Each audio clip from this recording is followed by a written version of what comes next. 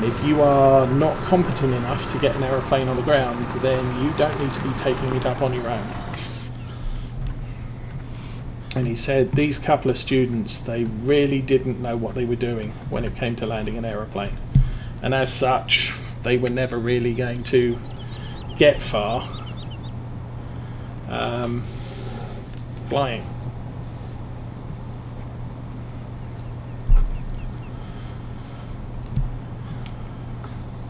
But it is fun. It is a lot of fun.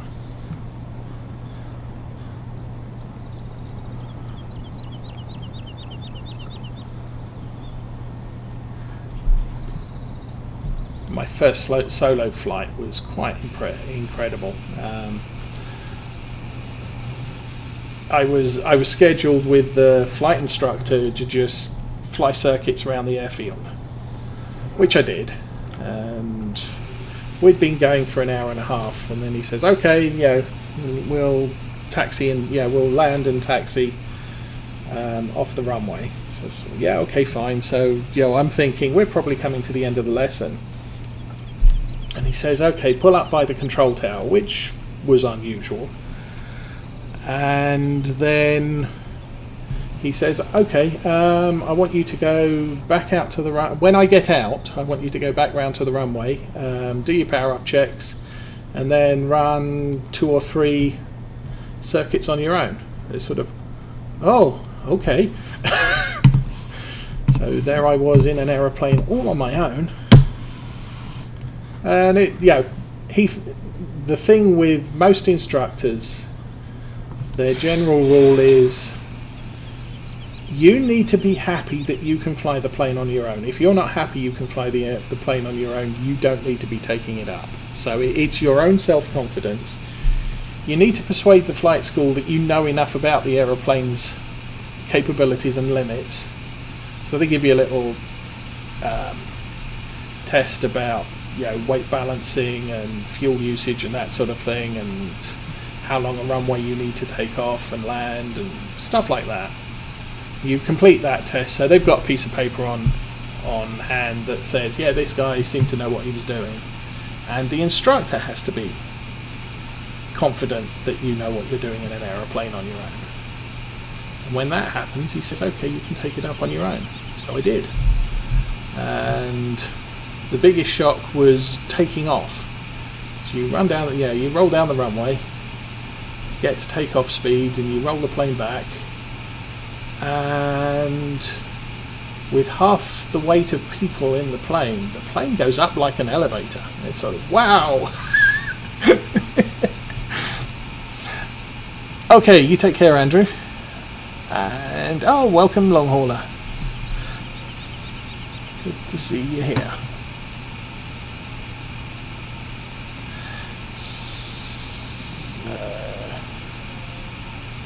Well, that's the other anecdote for flying. Any landing you can walk away from is a good one. It's a bonus if you can still use the plane.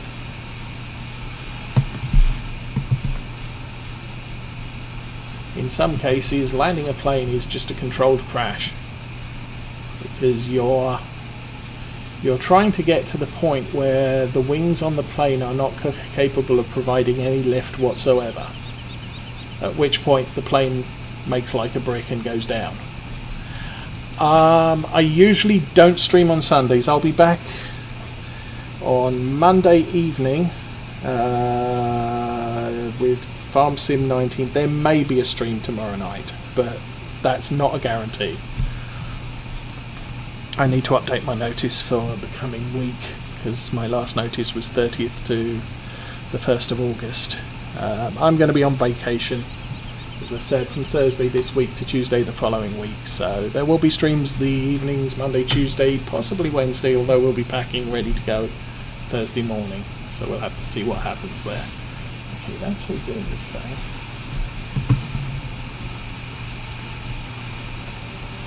But over the weekend I have nothing definite because stuff happens. We're going to have some former foster kids in the house visiting, so I may be preoccupied entertaining them. But we will if I have some time, there may be streaming later in the day. It's not a guarantee.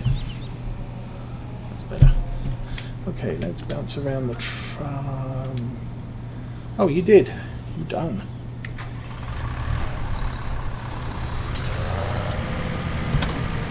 You did this tractor. This is a Class Axiom 940, which has about 308 horsepower, I think. I have two of them on the farm. The other one's in the classic Class Green, and I've had that one since I started this playthrough. So let's go down the fields, check. I think there's patches along the bottom stretch that need to be cultivated. And then this is all ready for spreading manure on.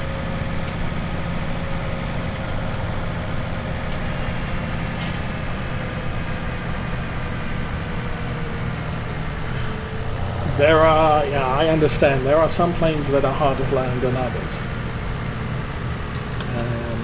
Back in England, I was flying out of a small airfield. It was 3/4 grass, quarter of the runways were tarmac. It was an old RAF base, very small one, back in the Battle of Britain, which was closed as an RAF base after the war ended.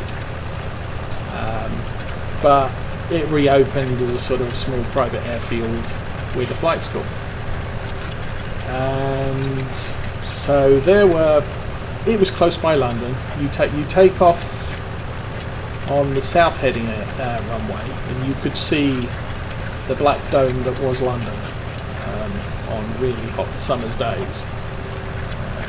Air quality in London wasn't good at that time. And so there were a number of pilots who lived in the vicinity who would go to that particular airfield, to the bar, to sort of relax and talk to friends. And I was down there one time, and there was a British Airways pilot, and he flew the big 747s transatlantic, and it transpired he had been offered the opportunity to be pilot on Concorde, and he had considered it, but eventually he decided to turn it down because he would have ended up taking a pay cut. Now, Concorde was a prestige aeroplane, so pilots on Concorde get paid more per hour than a pilot on a 747, and there's also fewer positions, so there was that. But he sat down and he figured it out. He said, okay, so this is how much more money I get paid per hour for flying Concorde. The difference is it takes me 8 hours to fly the 747 across the Atlantic, and it takes me 2 hours to fly Concorde across the Atlantic. And the amount more I get paid for flying Concorde does not make up for the fact that I'm only working 2 hours rather than 8 per trip. And that's why he declined to fly Concorde. Concorde is a pain to land because it was a delta wing and had no flaps, so you had to land Concorde at about 160 miles an hour, maybe 180, I can't remember, but other planes not so much.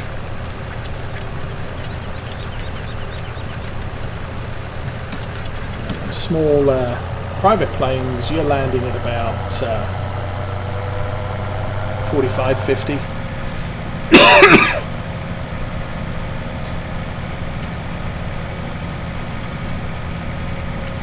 But yeah, different planes, different difficulty levels. I only have experience with simple single-engine aeroplanes. Although per student pilot license I have flown up to 180 horsepower, which is the limit that you're allowed. was a nice place to plane to fly. Up until that point, I'd flown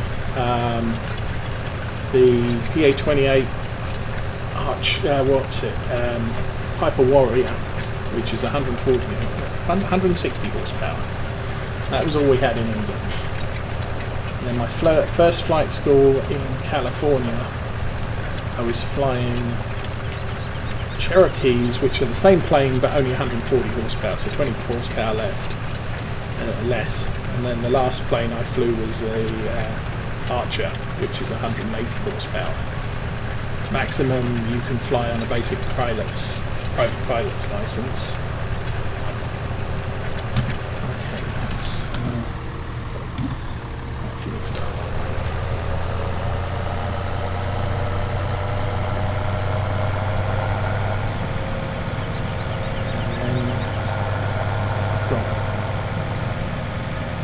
Why is there a rain?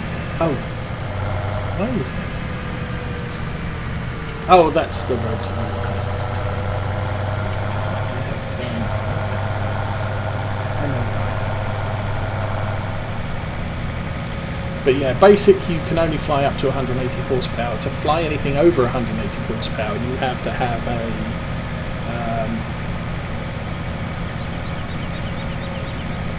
a high performance rating on your license, which then removes the horsepower restriction of the plane you're flying. You can only fly single engine aircraft until you get a multi-engine rating. Now most multi-engine aircraft have engines over 180 horsepower. There is one that I know of which is a twin 180 horsepower each engine, so you can fly that on your basic license with a multi-engine rating. But to fly most other twins, you need a high performance rating and a multi-engine rating. And then to fly it in inclement weather, you need a instrument flight rating. And all of those add training time and experimentals, I think, are another level of rating. I don't know, I never actually looked into experimentals.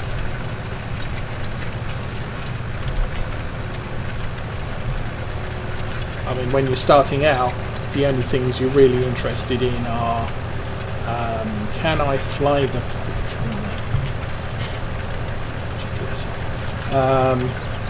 am I eligible to fly the plane I need to fly right now?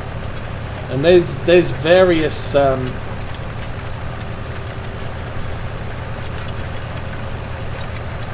avenues of thought about where you go once you've got your private pilot license. You could go for instrument rating, but you're still stuck with fixed-wheeled, fixed-propeller aeroplanes.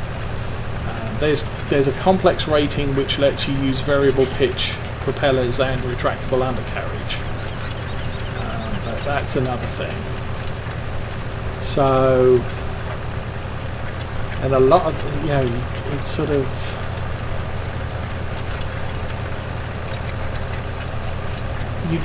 you generally do one extra rate, you add to your ratings as you go. So if you want to do multi-engine, you could do multi-engine with a basic, normal performance, not high performance aircraft rating. But there's pretty much only one plane you can fly, but you still need a complex aircraft rating as well, because that particular twin has retractable undercarriage and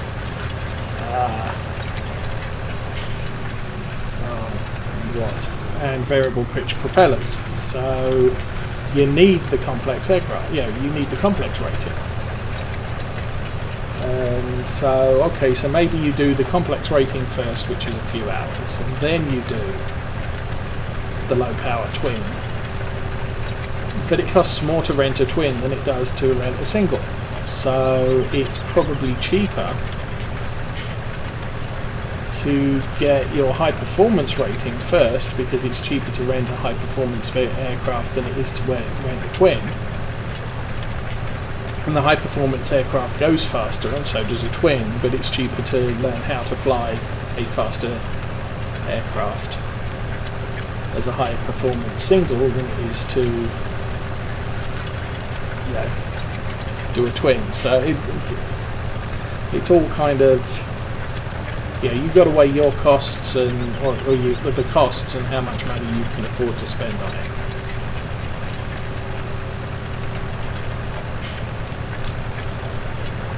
And that is true. Even warbirds are classed as experimental. There are some production aircraft that are classed as experimental, primarily because they haven't made enough of them. But there's a really nice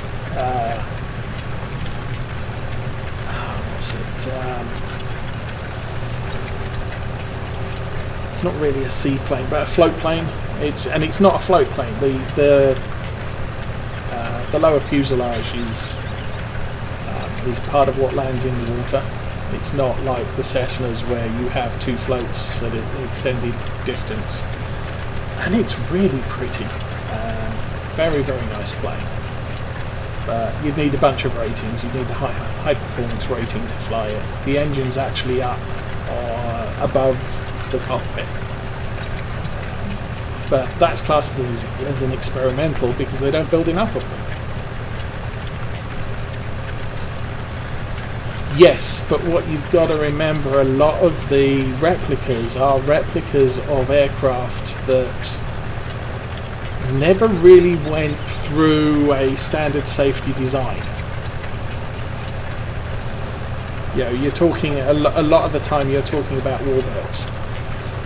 Planes that were built in the 1940s, and pretty much the most important point at that point was does the plane not fall apart? Can we put some guns on it? And does it stay in the air for a reasonable length of time? Not do the wings fall off and does it fall out of the sky? So while they might have made hundreds of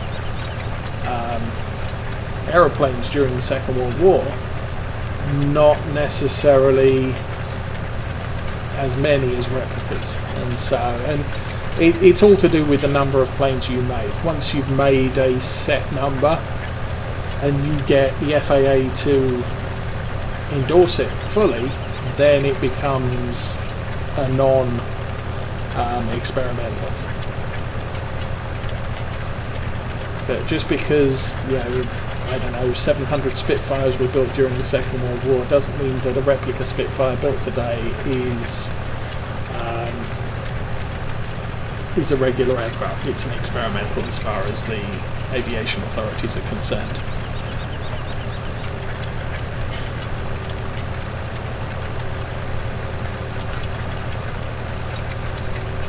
My personal favourite aircraft is the Mosquito, the original multi-role aircraft. And it was made out of wood, which was actually laughed off the drawing board by the Air Ministry in England, because it was more a case of, you're wanting to build an aeroplane out of wood. Yeah, we haven't done that for 20 years, what are you thinking? And yet it turned out to be very successful because it was built out of wood. It was incredibly light, had two engines, same engines that the Spitfire was mounted with, and it was clean when it was built. They didn't put any guns on it, and there was nothing in any air force that could keep up with it. Even in a dive, there were very few planes that could catch it, and the pilots of the Mosquitoes flew in at treetop level,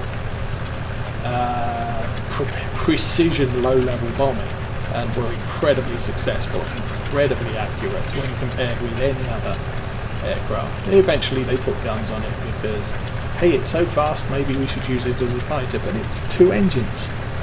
It's not as manoeuvrable as a single engine interceptor. But it did all those jobs. It was used as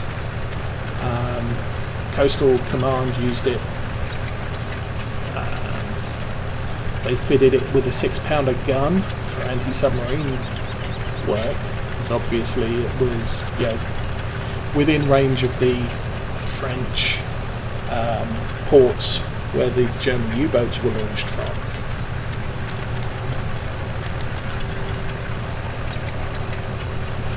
But unfortunately, being made of wood, I think the last flying example I heard of was used as a firefighting plane, and it caught fire. Which is sad.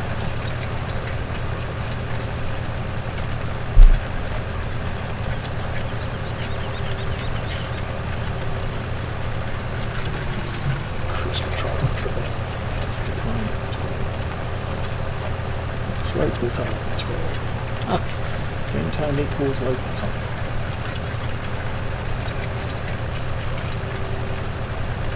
So we've watered all the animals. Looks like the PGA stopped selling.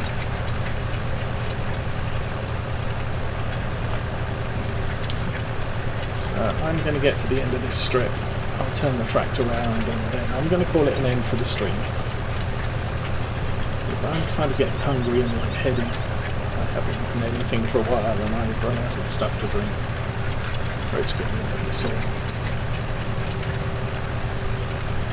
So, coming up Monday, I should be back on. Well, we'll check with Mrs. Osa. We may be back on Field Mountain. If Mrs. Osa isn't up to playing on Monday, then I will do a session of Old Stream Farm. We'll do the regular Old Stream Farm session on Tuesday. Wednesday is kind of up in the air because we go on vacation on Thursday. So I may stream on Wednesday, but I may be packing and getting an overnight, because we have a fair number of miles to drive that day.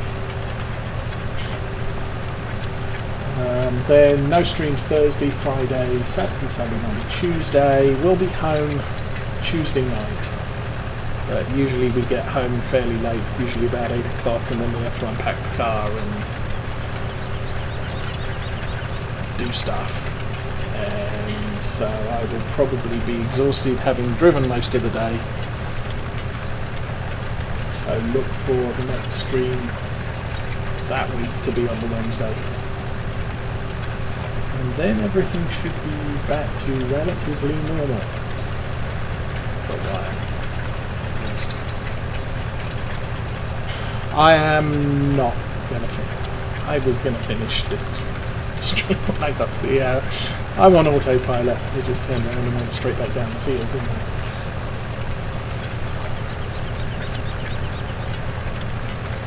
But, I'll take cruise control and swing this about. This plough, this cultivator is just the right size for this tractor's turn radius. Position that about there. Look forward to make sure we're just close enough to the edge. And we'll stop that there. We'll do a quick inspection of everything. Trucks, things. Get out and run over here.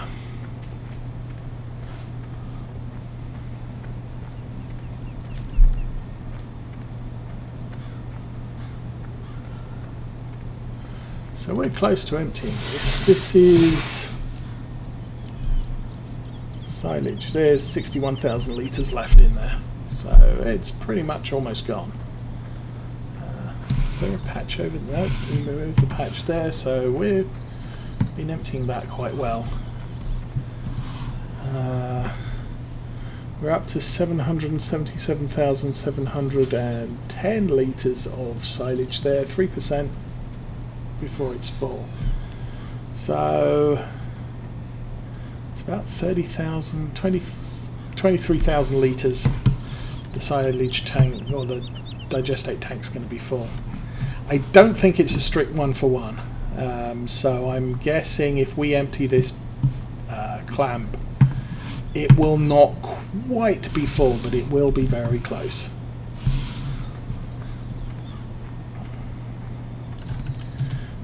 As far as everything else is concerned, animals are fed. We have no grass because it's the first day of spring. There may be a little growth of grass tomorrow, but not enough to feed the cows. Made 76,000 already. That's not bad. What the heck? We've spent 41, and then biogas income 99,000 just from the. Wow, I'm happy. Go back there. It's a good result. Vehicles needing maintenance. Don't think there's anything close. Oh, 5 days for the flatbed pickup. That's probably the water truck needs to be looked at soon. But we'll have that out in a couple of days to feed the animals again. I keep doing that button. Do the top button. Sunflowers are good to sell, but we don't have any. Oh, wool's good to sell. We should investigate that. Not that we're in desperate straits. I did it again. And then fields planted. We have cultivated those two. Don't own that one. We don't own that one. We don't own any north of this particular line here.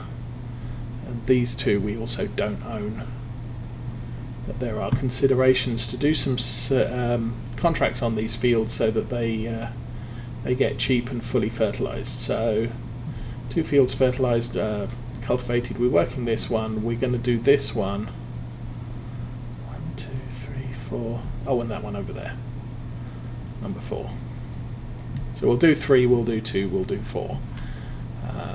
That's the cultivation done. Then we have to plant them. All of our arable fields are fertilized that have seed in. The grass fields need another round, but I have to wait for the grass to grow. And then canola, a lot of barley, a little bit of wheat. And then the rest is going to be corn and soybeans in these 5, which can't be planted till late spring.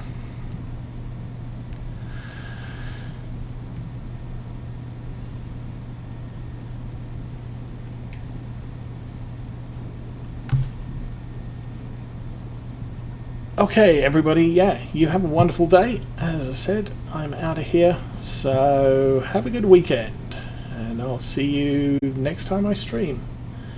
Have fun, everybody.